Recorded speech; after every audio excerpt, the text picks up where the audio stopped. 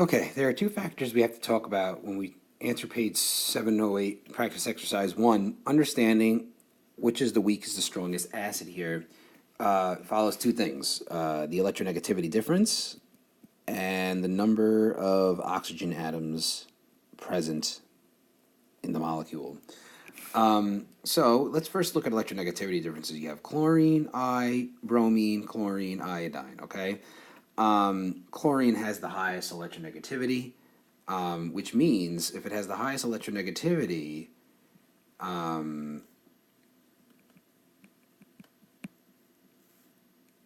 that means it's the most polarized as a bond.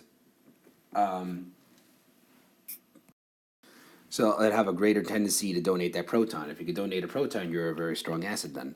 As opposed to iodine, which has the lowest electronegativity. Those are not as polarized molecules, so they will not be able to donate them very well. So for now, I'm going to put HOI and HOI2 here. Right? I'm going to put weakest to strongest. Okay, just separating them based on electronegativities first. And then you got bromine. Bromine is the midpoint of things here because it has, electronegativity between chlorine and iodine. So I'm going to put the H2Br2 ion here. And then the strongest will be your two chlorine ones, HClO2 and HClO3. So now we have a kind of a general picture of these five acids when it comes to weakness and strength.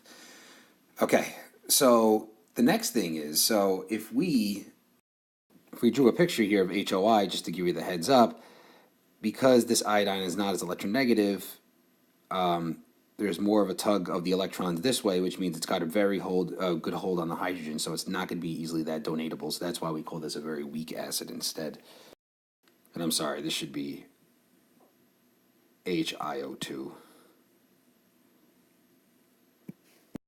And we also talked about, in terms of, now the only difference here is that these are both oxy acids, right?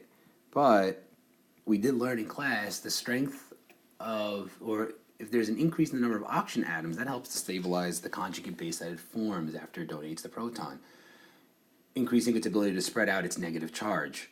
This further increases its polarity. So this one's going to be slightly more polar than this one. So I'm going to say, just right off the bat then, I'm going to put it in a different color so we don't get confused here. HOI will be your weakest, right? Followed by HiO2. Because remember, when HiO2 gives up the proton, okay, when it gives up the proton, there's more negative charge distributed around here, making this a more stabilized conjugate base. And again, this further increases the polarity. So that's why we're going to say HOI is the weakest. HiO2 is a little bit stronger. Then we look at the middle here because bromine, this is the only type of bromine acid here. We would say that's the next strongest. And then for the same logic here, HClO2 versus HClO3. They're both weak acids, but one will be stronger because, using the same logic, because there's more oxygens here,